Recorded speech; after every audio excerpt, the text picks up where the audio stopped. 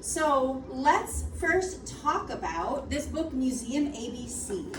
We are going to start doing some noticing with some of the pictures from the book. Here I have one of the pages from the book, and here's another page from the book. I want you to take just a couple of seconds and look at what you see on the screen.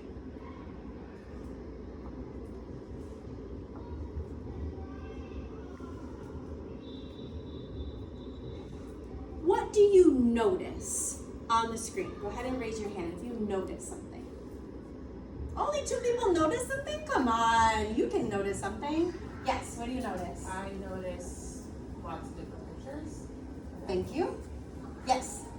The pictures on the left, the famous apples, and on the right, feet. Wow, deep thinking already. Good job. Okay, anything else? Yeah. The paintings have different styles. They're different styles. What do you mean? It doesn't seem like the same person paint them all. Oh, what do you notice that's different? Colors, Okay. the type of drawing, like structures. Yep. Some of them are realistic, some of them, like the apples, the first one is very, the one top, yeah. This one? Yes. Yeah. That looks kind of weird, doesn't it? Yeah, Doesn't look real, but does that look real? yeah. Kind of looks real. Okay. What were you noticing? I see a plant Where? Where is or that? a tree. Page 1? Oh, right here. Such good noticing. Okay. I've asked you this question, what do you notice? What does it mean to notice something? What does that mean? Yeah. See, To see? Any other ideas? Yeah. to look carefully. To look. I'm seeing seeing, I'm hearing looking. Observe. Ooh, that's a big word too. Observe. That's a good synonym for look. Absolutely. Well, when artists are making paintings such as this, they want you to notice certain things in the pictures. You all were noticing some great things, but now I want you to, we're gonna take some time to look even longer. Sometimes we go to art places and we go in the museum, and do you ever see people just staring at a painting? We're gonna do that a little bit today. We're gonna walk into our museum. And then you're gonna talk to your partner in a minute and talk about what you noticed using that sentence, right? You've already been doing a good job with this. Here's 2 more pages from the same book. We're gonna take 1 full minute to notice things.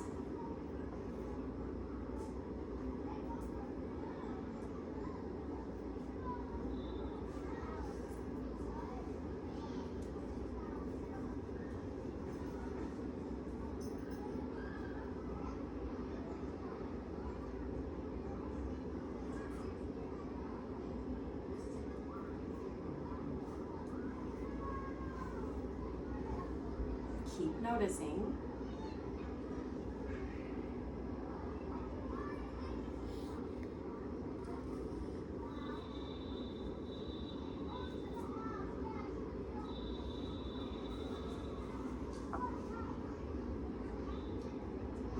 You 2 are going to talk. 3, 2, 3, and 2, and 2. Turn to your partner or partners and tell them, remember using the sentence frame, I notice, and tell them one thing you notice. Go ahead.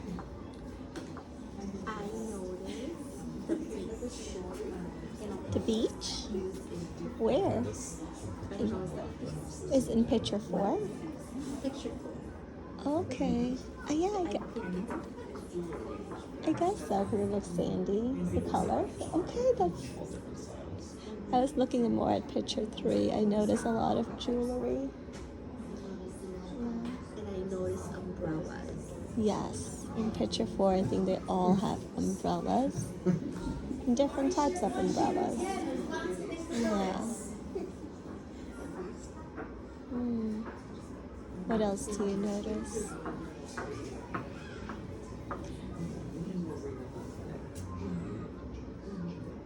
I notice a man wearing a lot of All right, come back jewelry. together in 5, 4, 3, eyes on me, 2, and 1. Normally I would have equity sticks. I'm calling kids, but I don't have them. So, what did you notice? What did you and your partner talk about? What did you notice? Jewelry. What else? Umbrellas in different weather. Can you use the full sentence? Oh, I noticed umbrellas being used in different weather. I'm gonna show you a signal. If someone says something that you also notice, you can use this signal right here. This means me too. Okay? What did you notice? I noticed umbrellas being used in different ways. And what did you notice? I noticed a man wearing a lot of jewelry. All of these things that you noticed are called details. What's the word? Details. Say it again. Details. You are noticing the details in a piece of art. But guess what? When I say guess what, you say what? Guess what? What? You can also notice details in a book. So today we're going to be reading this book, Tomas and the Library Lady. As we're reading it, I want you to notice the details in this book. But first, let's talk about what we're going to do today. This is our essential question. We talked about this in Module 0, remember? This is our really big question. So, with so many days, we are going to try to answer this big word. How do books change lives around the world? Read that with me. How do books change lives around the world? And remember, we talked about our big question is our pizza question. The whole pizza pie. But we can't answer that yet because we need to eat slice by slice. This, remember, is our focusing question. So one of the slices of our pizza, we're going to try to figure out how do library books change life for Tomas, who is a character in our book. We're going to talk about it today, but we're not going to answer it yet. We're going to take a few days to answer this question. This is what we're going to answer today. What do I notice and wonder about this text? Repeat after me. What do I notice and wonder about this text? You're going to be noticing and wondering, just like you did with the painting, all those details, you're going to do the same thing in this book with Tomas. As you are noticing and wondering, though, it's really important that we are good listeners. What makes a good listener? Think about that. What makes a good listener?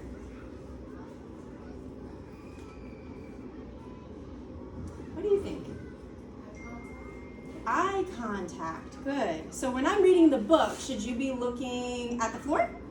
No. No. Where should you be looking? You. Perfect.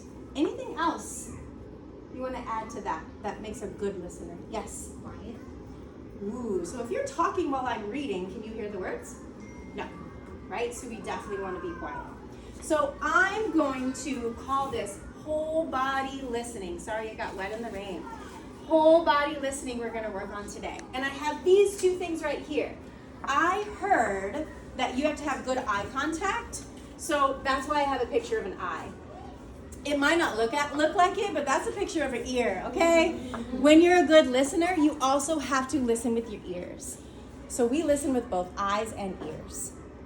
So we want to make sure that we're using our whole body. It also means that we want to turn our body to the person who's talking. Let me practice this really quick. So if you are doing like a turn and talk with your partner, I want to make sure you turn your body to your partner. Okay, so right now you're facing me. Now I'm going to say turn to your partner, and I want you to see you do that. Ready? Turn. Body should turn. Come back to me. Turn. Back to me. Turn. Back to me. Okay, so when you're talking with your partner, you want to make sure that your body's facing them, and you're listening with your eyes as well as your ears. I also want to come back to this. Our goal today is to notice and wonder. We talked about what it means to notice. But what does it mean to wonder? Turn to your partner. Oh man, you were so quick last time. Ready? Turn and talk. What does it mean to wonder? What does it mean to wonder? Oh, I'm like right in the It means to ask a question, maybe. All right, turn back to me. Oh, that was so fast. You're getting so much exercise in your chair over there. I see it. What does it mean to wonder? Can you share what you said? Said to maybe ask a question. Yes, exactly. I see some nods. I see some signals. You said the same thing. So we're going to read the book. We're going to notice and listen with whole body listening. And then we're eventually going to wonder about the text as well. Right now, I'm going to read to you, and I would pull you on the rug if we were in a classroom, and I'm going to read to you the book Tomás and the Library Lady. As I'm reading, I want you to notice the details in the text. Here we go. It was midnight. The light of the full moon followed the tired old car. Tomás was tired too, hot and tired. He missed his own bed in his own house in Texas. I forgot to tell you, I haven't done Spanish since high school, so there's some Spanish words in here, so no judgment on my pronunciation. Thanks. Tomás was on his way to Iowa again with his family. His mother and father were farm workers. They picked fruit and vegetables for Texas farmers in the winter and for Iowa farmers in the summer. Year after year, they bumped along in their rusty old car. "Mama," whispered Tomás, "if I had a glass of cold water, I would drink it in large gulps. I would suck the ice. I would pour the last drops of water on my face." Tomás was glad when the car finally stopped. He helped his grandfather, Papa Grande, climb down. Tomás said, "Buenas noches." Good night to Papa, Mama, Papa Grande, and his little brother Enrique. He curled up on the cot in the small house that his family shared with the other workers. Early the next morning, Mama and Papa went out to pick corn in the green fields. All day they worked in the hot sun. Tomás and Enrique carried water to them. Then the boys played with a ball Mama had sewn from an old teddy bear. When they got hot, they sat under a tree with Papa Grande. "Tell us a story about the man in the forest," said Tomás. Tomás liked to listen to Papa Grande tell stories in Spanish. Papa Grande was the best storyteller in the family. "En un tiempo pasado," Papa Grande began. "Once upon a time, on a windy night, a man was riding a horse through the forest. The wind was howling, whoo, and the leaves were blowing, whoosh, whoosh. All of a sudden, something grabbed the man. He couldn't move. He was too scared to look around. All night long, he wanted to ride away, but he couldn't. How the wind howled, whoo, how the leaves blew, his teeth chattered. Finally, the sun came up. Slowly, the man turned around, and who do you think was holding him?" Tomás smiled and said, "A thorny tree." Papa Grande laughed. "Tomás, you know all of my stories," he said. "There are many more in the library. You are big enough to go by yourself. Then you can teach us new stories." The next morning, Tomás walked downtown. He looked at the big library. Its tall windows were like eyes glaring at him. Tomás walked around and around the big building. He saw children coming out carrying books. Slowly, he started climbing up the steps. He counted to himself in Spanish. Uno, dos, tres, cuatro. His mouth felt full of cotton. Tomás stood in the front of the library doors. He pressed his nose against the glass and peeked in. The library was huge. A hand tapped his shoulder, and Tomás jumped. A tall lady looked down on him. "It's a hot day," she said. "Come inside and have a drink of water." "What's your name?" she asked. "Tomás," he said. "Come, Tomás," she said. Inside it was cool. Tomás had never seen so many books. The lady watched him. "Come," she said again, leading him to the drinking fountain. "First some water, then I'll bring books to this table for you. What would you like to read about?" "Tigers." dinosaurs, said Tomas. Tomas drank the cold, they were watching me. Tomas drank the cold water. He looked at the tall ceiling. He looked at the books around the room. He watched the lady take some books from the shelves and bring them to the table. This chair is for you, Tomas, she said. Tomas sat down, then he carefully took a book from the pile and opened it. That's all. Yes.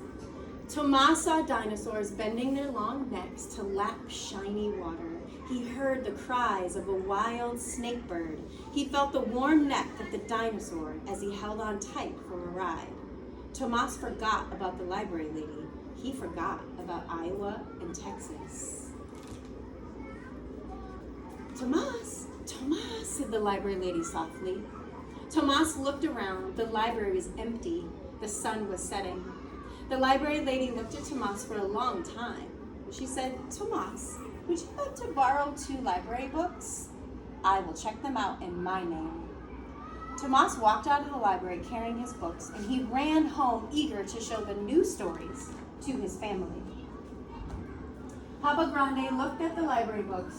Read to me, he said to Tomas. First, Tomas showed him the pictures. He pointed to the tiger. Que tigre tan grande, Tomas said first in Spanish, and then in English. What a big tiger. Read to me in English, said Papa Grande. Tomas read about tiger eyes shining brightly in the jungle at night. He roared like a huge tiger. Papa, Mama, and Enrique laughed. They came and sat near him to hear his story. Some days, Tomas went with his parents to the town dump. They looked for pieces of iron to sell. Enrique looked for toys. Tomas looked for, what do you think? Books. He would put the books in the sun to bake away the smell. I'm going to stop here just for time's sake. Now, just like we talked about with the art piece, we also want to notice things in books. For example, in this book, I notice on the cover that there's the library lady and Tomas, and they're reading books. What if I said I notice 2 kids playing basketball? Would that be a good notice? Why not?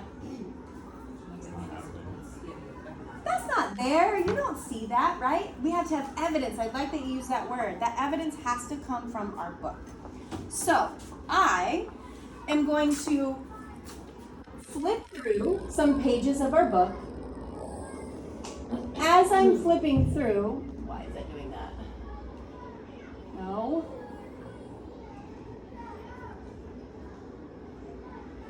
Huh. Okay, here we go. As I'm flipping through, I want you to stand up if you notice anything. I'm not going to read the words, I'm just going to flip through. If you notice something, please stand by your chair.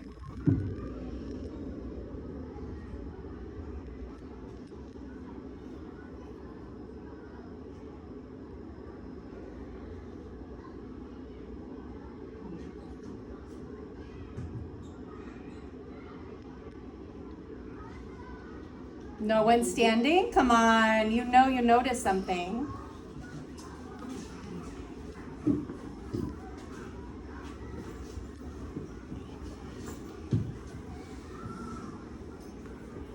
What do you notice?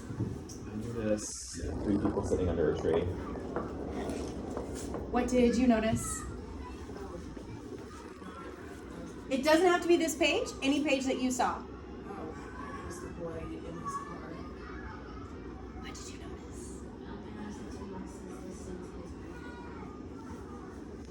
I also noticed that he listened to his grandpa. What did you notice? I noticed the woman with the crabs and vegetables. Ooh, great noticings, using your eyes as well as your ears, because some of you are using the pictures and some of you remember the words I was reading, and that's what you're noticing. Let's keep looking.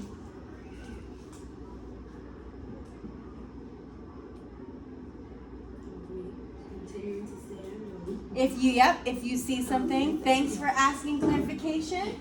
If you notice something, please stand.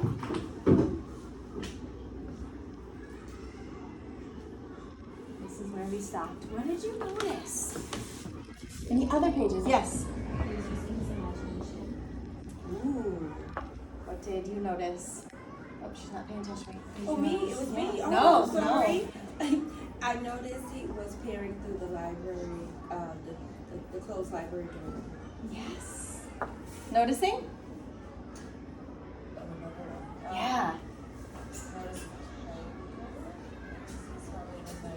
Good. I notice he's visualizing what he's reading about. Okay. Excellent. Great job noticing. It's important for you to notice before we move into the next step where we're going to start to wonder and ask questions about what's happening in Tomas in the library. I'm going to stop right there. Pause. Okay. Anything that you noticed during that model?